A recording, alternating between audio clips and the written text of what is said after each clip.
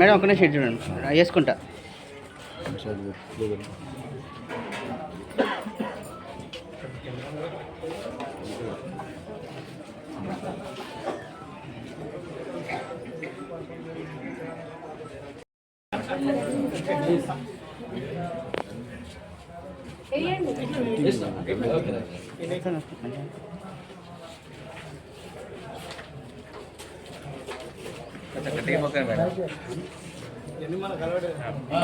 ఉండండి, మీరుండి ఒక్కొక్కరు వేయండి, పూలు వేయండి.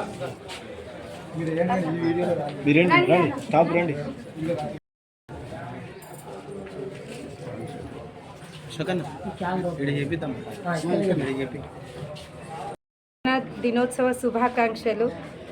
ఉక్కు సంకల్పం కలిగిన యువతను నాకిస్తే ఈ దేశం పురోగతిని నేను చూపిస్తానన్న ఒకే ఒక మహానుభావుడు స్వామి వివేకానంద.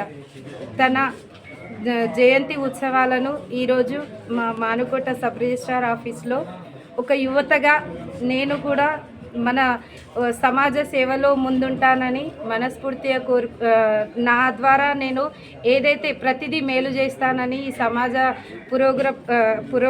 అభివృద్ధిలో నేను కూడా పాలు పంచుకుంటానని తన జయంతి ఉత్సవాల్లో భాగంగా నేను చెప్పుకుంటున్నాను. అలాగే ఈరోజు సాంకేతికంగా చాలా అభివృద్ధి పెరిగింది మన దేశంలో, కానీ యువత అనేదిలో మార్పు రాలేదు. అదే యువత కొంతమంది ఎంతో విద్యతో ప్రతిదీ విద్య లేనివాడు వింత పశువు అని నానుడి.